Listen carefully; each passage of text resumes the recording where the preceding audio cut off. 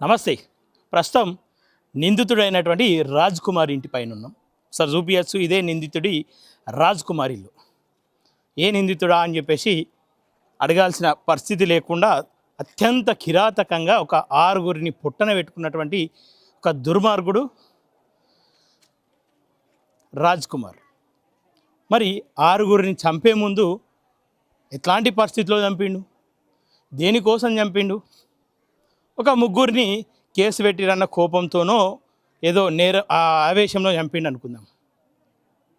ప్రేమించి పెళ్ళాడినటువంటి భార్యను, ప్రేమగా చూసుకున్నటువంటి ఇద్దరు బిడ్డలను చంపుకున్నాడు రాజ్ కుమార్.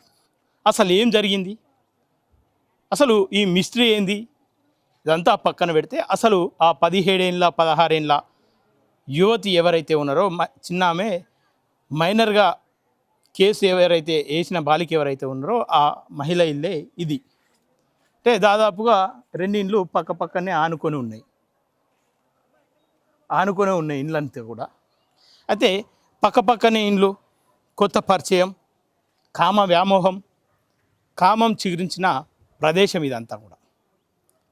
ఆనుకొని ఉన్నటువంటి ఇల్లు చనువుగా ఉన్నాడా, అమ్మాయి పైన మనసు పారేసుకున్నాడా, మరి ఎట్లా పరిచయం ఏర్పడిందో తెలియదు. కానీ ఇక పక్కపక్కనే ఉన్నప్పుడు సాధారణంగా ఒకరి మనుషులను ఒకరు మాట్లాడుకుంటూ ఉంటారు, ఒకరింటికి ఒకరు వెళ్తూ ఉంటారు.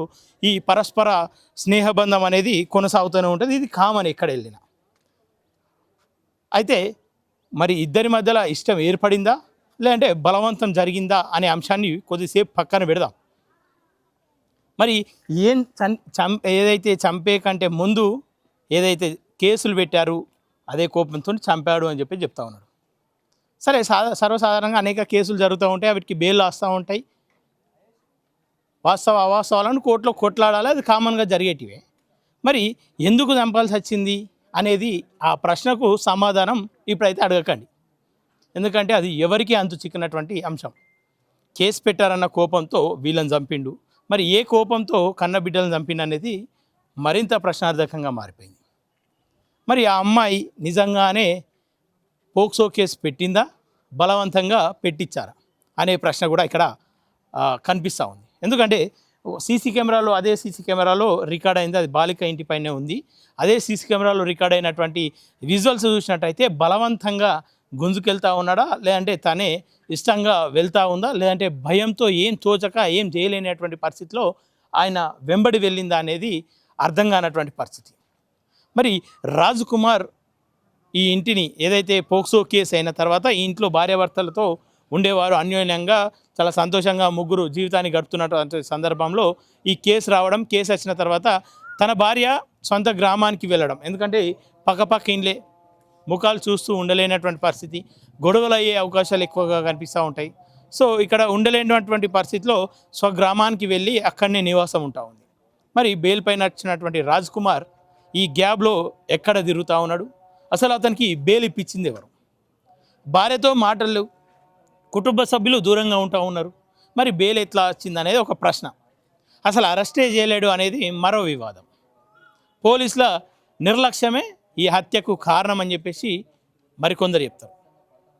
ఏదైతే అతి క్రూరంగా, మూర్ఖంగా ఆరుగురిని ఒకే సమయంలో హత్య చేయడం అనేది చాలా బాధాకరమైనటువంటి అంశం, చాలా బాధ కలిగించేటువంటి అంశం. అన్యం పుణ్యం ఎరిగినటువంటి ముక్కు పాచరాల ఆరన్నటువంటి ఆ పసికందులను కూడా పొట్టన పెట్టుకుండు. ఇదంతా కూడా చాలా ప్రశ్నలకు దారితీస్తూ ఉంది. ఇది ఒక మిస్టరీగానే ప్రస్తుతం కనిపిస్తూ ఉంది. ఈ మిస్టరీని హిస్టరీగా మారుస్తారా, లేదంటే ఈ మిస్టరీని క్లోజ్ చేస్తారా అనేది ఒక క్లారిటీకి అయితే లేదు ఇప్పటి వరకు. సరే, ఇల్లు చూసుకోవచ్చు,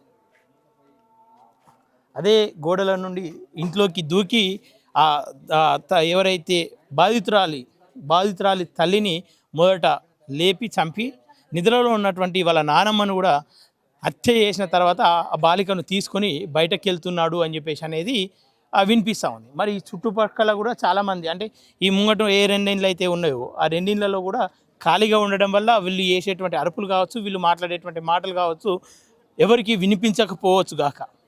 ఎందుకంటే ఆ ఇండ్లు శిథిలావస్థకు వచ్చినాయి. ఆ ఇంట్లో అయితే ప్రస్తుతానికి ఎవరు ఉండట్లేనట్లేగా కనిపిస్తూ ఉంది. మరి సౌండ్లు వచ్చినప్పుడు చుట్టుపక్కల వాళ్ళు ఎందుకు మౌనంగా ఉన్నారు, ఎవరు గ్రహించలేదా, పోలీసులకు ఇన్ఫర్మేషన్ ఎవరు ఇచ్చారు, మొదట అసలు శవాలను ఎవరు చూసిర్రు అనేది కూడా ఒక మిస్టరీగా మారిపోయింది. మరి ఆ ఇంట్లో ఉన్నటువంటి ముగ్గురిని చంపేసిన తర్వాత ఒక్క బాలికను, ఎవరైతే అంగవైకల్యంతో చెవుడు మాటలు లేకుండా ఎవరైతే ఇంట్లో ఉన్నారో ఆ ఒక్క ఆమెను మాత్రం హతమార్చకుండా మిగిల్చిండు రాజ్ కుమార్. మరి నిజంగానే మూర్ఖుడే అయితే, నిజంగానే కిరాతకుడే అయితే ఆ మహిళ పైన కూడా ఎందుకు కనికరం చూపించాడు అంటే ఇది ఎక్కడో మిస్టరీ ఉంది. వాస్తవాలను బయటకు తెలియకూడదు, చెప్పే వాళ్ళని మాత్రమే చంపుకుంటూ వెళ్ళిండు. మరి భార్యను ఎందుకు చంపిండు అని చెప్పేసి అంటే ఆ రక్తపు మరకలతో వచ్చిన భర్తను ప్రశ్నించి గల్లా పట్టి అడగడంతో నన్నే ప్రశ్నిస్తావా అంటూ భార్యను చంపిండేమో అనే అనుమానాలు కనిపిస్తూ ఉన్నాయి. మరి నిద్రలో ఉన్నటువంటి అన్యం పుణ్యం మెరుగని ఆ ఇద్దరు బాలులను ఎందుకు చంపిండు అని చెప్పేసి అంటే అటు తండ్రి అయినటువంటి నేను చనిపోబోతా ఉన్నా, వాళ్ళ తల్లికి చెప్పిండంట నేను చనిపోతా, నేను బ్రతకను అని చెప్పేసి. అటు భార్యను చంపేసిండు. తల్లిని తండ్రి లేకుండా పిల్లలు ఎలా జీవిస్తారో అన్న భయంతో ఏమైనా వాళ్ళని చంపిండా అనే అనుమానాలు మాత్రమే, ఇవన్నీ కూడా వాస్తవాలు కావు, అయి ఉండొచ్చు అని చెప్పేసి కనిపిస్తూ ఉంది. మరి ఎందుకు ఇంత కిరాతకంగా చంపిండు, పోలీసులు ఇప్పటివరకు అతని ఆచూకు కనిపెట్టలేకపోతా ఉన్నారు అని చెప్పేసి అంటే అతనికి ఎవరైనా రక్షణ కల్పిస్తూ ఉన్నారా, అసలు చంపింది ఒకరా, లేదంటే ఇంకా వాళ్ళకు తోడుగా ఎవరైనా ఉన్నారా అనేటువంటి ప్రశ్నలు అయితే బలంగా వెలువెళ్తూ ఉన్నాయి. అటంతా కూడా చూసుకోవచ్చు, పూర్తిగా జంగిల్ కనిపిస్తూ ఉంది, అడవి కనిపిస్తూ ఉంది. మరి ఆ లోపలికి తీసుకెళ్ళినా కానీ ఎవరికి వినిపించదు, ఎవరికి కనిపించదు. మరి చెరువు వరకు ఆ బాలికను, మైనర్ బాలికను తీసుకెళ్ళి చంపడానికి గల కారణాలు ఏంది అనేది క్లారిటీ కావట్లేదు. అలాగే చెరువు వద్ద 7 ఇటుకలను పేర్చి రాజ్ కుమార్ పరారైండి అని చెప్పి చెప్తా ఉన్నారు. నిజంగానే ఆయన అంత మూర్ఖుడా, అంత క్రూరుడా? 7 ఇటుకల హిస్టరీ ఏంది అసలు? 6గురిని ఇప్పుడే చంపేశాడు, గతంలో వాళ్ళ తండ్రిని చంపేశాడు అనే ఆరోపణలు వినిపిస్తూ ఉన్నాయి. మరి 6 ఇటుకల సంగతి సరే, 6గురు అనుకుందాం, మరి 7 ఇటుక ఏంది? ఇంకెవరైనా మిగిలిన్నారా, లేదంటే తనకు తానే చనిపోబోతా ఉన్నాడా? దాంతోపాటే 7 ఇటుకలు అనుకోవచ్చా? ఇవన్నీ కూడా మిస్టరీగా మారిపోతూ ఉన్నాయి. మరి ఏం చెప్పదలుచుకున్నారు పోలీసులు? ఇక్కడ ఉన్నటువంటి ఎస్ఐ సిఐ పైన కూడా వేటు పడబోతూ ఉంది అని చెప్పేసి వినిపిస్తూ ఉంది. ఎందుకంటే వాళ్ళ నిర్లక్ష్యమే ఈరోజు ఈ 6గురి మరణాలకు కారణం అని చెప్పి చెప్తున్నారు. మరి బంధువులు రాకముందుకి ఎందుకని చెప్పేసి ఆడావిడిగా ఆ ఇంట్లో నుండి శవాలను తీసుకెళ్ళి 3 శవాలను చేవెళ్ళకు, 3 శవాలను ఉస్మానియాకు తరలించారనేది చాలామంది ప్రశ్నిస్తున్నటువంటి పరిస్థితి. ఇక్కడ బంధువులం ఉన్నాం, ఎట్లా అని చెప్పేసి మాకు ఇన్ఫర్మేషన్ ఇవ్వకుండా మీరు శవాలను తీసిర్రు అని చెప్పేసి వీళ్ళ వర్షం. ఇంకా శవాలు ఇక్కడే ఉంటే భావోద్వేగానికి గురై ఒకరినొకరు పరస్పరంగా దాడులు చేసుకునే అవకాశాలు ఉంటాయి అని చెప్పేసి శవాలను ఇక్కడ నుండి తరలించామని చెప్పేసి వాళ్ళ వాదన. పోలీసులు కూడా బలంగా ఏ మాటలు చెప్పేటువంటి పరిస్థితి కనిపిస్తలేదు.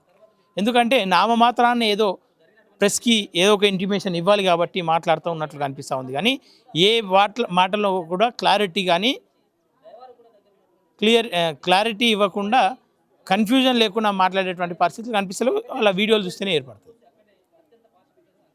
ఇది మొదటిసారి ఒకే వ్యక్తి 6గురిని చంపి పరారులో ఉండి దాదాపు 7-8 గంటలు అవుతా ఉంది. ఇప్పటి వరకు ఆచూకీ తెలియకపోవడం అత్యంత దారుణమైన సంఘటన. ఇదంతా కూడా చూడాలి మరి పోలీసులు ఎట్లాంటి నిర్ణయాలు తీసుకోబోతా ఉన్నారు. ఒకసారి చూడాలి, ఎంత ఈజీగా కనిపిస్తుంది. అక్కడ సీసీ కెమెరా ఉంది. నిజంగానే 7 ఇటుకలు పెట్టి ఏదో ఎగ్జాంపుల్గా పబ్లిక్ చెప్పాలనుకున్నా, లేదంటే సమాచారం ఇవ్వదలుచుకున్నటువంటి రాజ్ కుమార్ సీసీ కెమెరాని ఎట్లా మర్చిపోయి ఉంటాడు? సీసీ కెమెరాని మర్చిపోయేటువంటి సమస్య లేదు. ఇక్కడ క్లియర్గా అనిపిస్తూ ఉంది. ఏదైతే ఆ చెప్పులు ఉన్నటువంటి గుమ్మం ఉందో అదే గుమ్మంలో ఆ బాలికతో పాటు నానమ్మ, వాళ్ళ తల్లి నివాసం ఉంటారు. వాళ్ళతో పాటు వాళ్ళ సోదరి కూడా అందులో నివాసం ఉంటుంది. ఆమె కూడా అంగవైకల్యంతో మాటలు రాకుండా, చెవులు వినబడకుండా బాధపడుతుండేటువంటి సందర్భం. ఆమెను మాత్రం వదిలేసిండు రాజ్ కుమార్. అసలు ఎవరి రాజ్ కుమార్, ఎందుకు ఈ హత్యలు చేసిండు అని చెప్పేసి చాలామంది అడుగుతూ ఉన్నారు, చాలామంది సెర్చ్ చేస్తూ ఉన్నారు. హత్యలకు కారణం పోక్సో కేసు ఒకటేనా, ఇంకేమన్నా తదితర కేసులు ఉన్నాయా? లేదు అని చెప్పేసి అంటే భార్యను కాదని, ప్రేమగా పెళ్లి చేసుకున్నటువంటి భార్యను కాదని, తనతో జీవితాన్ని గడపాలనుకున్నటువంటి ఆశయాలను, కలలను చెదరగొట్టిర్రా? ఇట్లాంటి అనేక ప్రశ్నలు ఇందులో కనిపిస్తూ ఉన్నాయి. ఆ పోక్సో కేసు కూడా బలవంతంగా పెట్టించిర్రు బాలికతో అని చెప్పేసి కొంత సమాచారం వినిపిస్తూ ఉంది. మరి ఆ బలవంతంగా పెట్టిపించిన వాళ్ళని కూడా చంపబోతూ ఉన్నాడా? మరి ఏం జరగబోతూ ఉంది? పోలీసులు ఏం చేస్తూ ఉన్నారు? పోలీసు కూడా కూతవేటు దూరంలోనే ఉంది. ఇక్కడ నుండి దాదాపు 250 మీటర్లు మాత్రమే. 250 మీటర్ల దూరంలో ఉన్నటువంటి పోలీస్ స్టేషను, పక్కనే ఉన్నటువంటి హాస్టల్స్, పక్కనే ఉన్నటువంటి ఇండ్లు, ఇవన్నీ కూడా రాజ్ కుమార్ను అడ్డుకోలేకపోయినాయి.